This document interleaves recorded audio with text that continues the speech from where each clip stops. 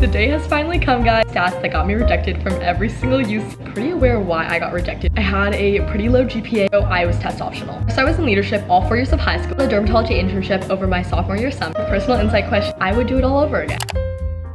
Thank you to Teddy Blake for sponsoring this video. Okay guys, I received a package a few weeks ago and I'm so excited to open it. I did already see the bag, but I want to show you guys it. It's been in the package since, I promise. Oh my gosh. It's very, very like giving designer. I feel like I just got this in New York. This is the bag. I love it so much, guys. Ah! I'll give a side-by-side model right here, but I absolutely love the color. I got to pick out of tons of styles. As someone who's going to college soon, I think that this would be really helpful. The bag also comes with another long string. So instead of like a handbag and you want to make it a purse instead, you can do this. But if you don't want to, you just hide it. And then inside there's just a little pocket and it stores a lot of things. I think I can put my phone, camera, lip gloss, gum, tissues, probably something else in there. Like it fits a ton. And even for like grad parties that are coming up. I just love the gold touch on the pink and I just find it so cute. But if you're looking for a bigger bag, smaller bag, different colors, don't worry, Teddy Blake's got you. There are tons of travel bags, going out bags, anything you want is found on their website.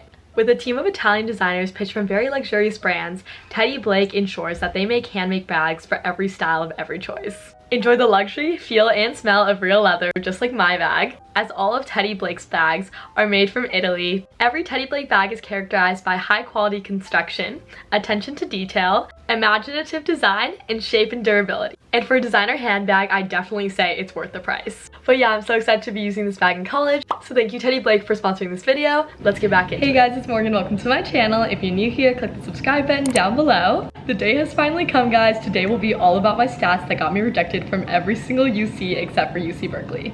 I've been putting off this video for a while now and I'm so sorry to all the comments and DMs I haven't been answering. However, I feel like it's super important to share how unfair the college admission process can be and how lucky or unlucky you can get. So this video is going to be broken up into multiple parts. If you want to go watch my Common App essay, then go see it on my UW video. But little update guys, if you guys did not know, I will be going to USC now. I'm very excited to be a Trojan. Fight on. But I also got off an appeal, so go watch that video if you're interested too. Little disclaimer, I want everyone to know that I'm pretty aware why I got rejected from a lot of the schools I did, because I think I got rejected from almost more than half. I had a pretty low GPA going into the game just because I overwhelmed myself my sophomore year and then a little bit my junior year. A lot of things just came crashing down. But regardless, I learned a lot and honestly, I would do it all over again. Just going through the college admission process already is something you should be proud of.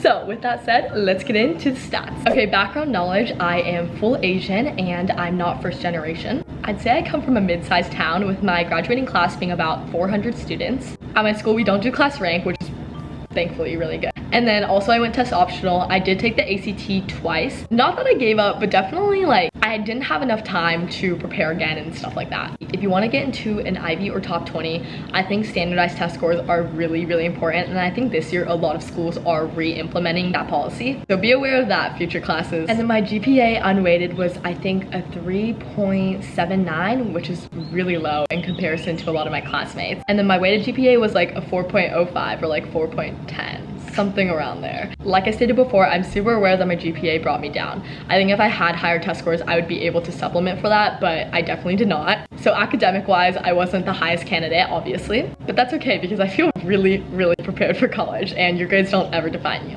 Okay, so now we're gonna talk about courses.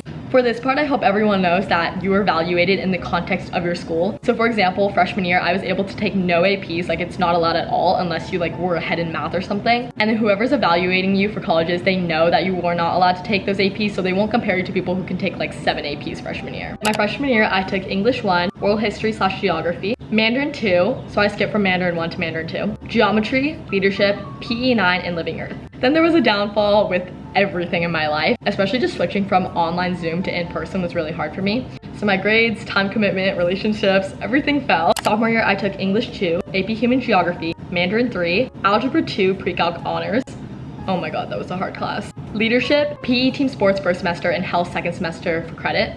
And then AP Chemistry, without taking Normal Chem. Do you guys see why my sophomore year was so bad now? Junior year, I took AP Lang, US History, AP Calc AB, Leadership, Human Body System, which is on the PLTW path if you know about that, AP Bio, and Art 1. Art 1 was also for a credit. Lastly, my senior year, my favorite classes, I took AP Lit with the best teacher, AP Economics, great class, AP Mandarin, AP Calc BC, favorite class, and leadership. I went from 777 to 6 courses my senior year. I think taking as much as you can and taking advantage of all the resources around you is super important. Colleges really value if you're able to keep up your level of APs. So as you can see, I didn't really decline in APs, I actually just went up. Personal insight questions, which are just for the UCs. UCs all use the same application that you submit. All you gotta do is click the different campuses you want to apply to. So if you look on the UC website, there's 8 personal insight questions and you get to pick 4 out of those 8. So the ones I chose were 1, 2, 6, and 7. I'm gonna scrape the basis on what I wrote about in each one. So starting off strong with number 1, the prompt was describe an example of your leadership experience in which you have positively influenced others, helped resolve disputes, or contributed to group efforts over time. So for this prompt, I derived the whole idea from my Common App essay and I just shortened it down a lot. It was about leadership and taking a step back and watching someone else in my presidential role and then utilizing the new president's techniques and applying it into my own role as ASB president. Honestly, it wasn't my favorite PIQ. I think it's actually my least favorite. Okay, so number 2, every person has a creative side and it can be expressed in many ways. Problem solving, original and innovative thinking, and artistically, to name a few. Describe how you express your creative side. This one I actually love a lot. I talked about dance, but instead of just talking about dance as a whole, I talked about improving. Improving has been something super important to me. Like, I think it's my favorite part of dance because I can just express myself freely depending on the music, and I talked all about that. I think for this one, I took the artistic approach using a lot of details, dealing with sound, sight, everything like that. Then number 6, it says, think about an academic subject that inspires you. Describe how you have furthered this interest inside and or outside of the classroom. This one is my favorite by far. This one I only did 3 drafts for, which is pretty little in comparison to all my others, which were like 6 or 8. I think immediately I was able to write so much about my love for dermatology, and it was super unique because it talked about Mohs surgery, which is something I don't think really anyone would talk about. So my best advice is find the nichest things and write about that, because if someone else is writing what you're writing about, it's not gonna work. This one I also showed to my English teacher and my 2 counselors and they loved it immediately. So after a few alterations, we were all good. And then last one, number 7, what have you done to make your school or community a better place? So this one I talked about an annual homecoming festivity that my school does, which is mock rock. And basically I was the choreographer for the past 4 years, actually 3 years because excluding COVID. But I had so much fun interacting with all the people in my grade, and as president, that's actually not my role to do that. But since I'm a dancer, I just really wanted to be involved with the choreography part and also just like the face-to-face interaction with my peers. So I think it was definitely really beneficial for me as a leader on campus. But I think the problem is my number 1 and number 7 overlap a little bit. They both talk about leadership and leadership styles, except number 1 does focus on shifting leadership styles. So I definitely think I could have showed a different side of me, so make sure you do that. Now we'll get into extracurriculars. The Common App, you can add up to 10, and then for UCs, you can add up to 20 activities. So what I did was write all my UC activities first and then cut them down to my Common App. I did have 20 activities that I could put for the UCs, but I decided to limit it to I think 13 or 15, and then for the Common App, I used up all 10. We're gonna start off with leadership positions. So first I was in leadership all 4 years of high school. I was freshman president, sophomore president, junior class secretary, and ASB president. I split freshman to junior year into one section and then made my ASB president another. So that took up 2 slots. And then I held a dermatology internship over the summer. That was about 7 hours per week, I think, for about 10 weeks. And then obviously, if you haven't watched my vlogs before, I'm a dancer, so I put my dance company and then what I do at dance. And then this was about 9 hours a week, which is pretty heavy. Freshman and sophomore year, I played lacrosse on JV. That was an embarrassing moment, guys. I also did cross country my sophomore year. So if you think about it, I did dance, cross country, and lacrosse all through high school and in the same year of my sophomore year. Then I wrote about YouTube, of course, because it's just been a huge part of my high school career and I really love doing it.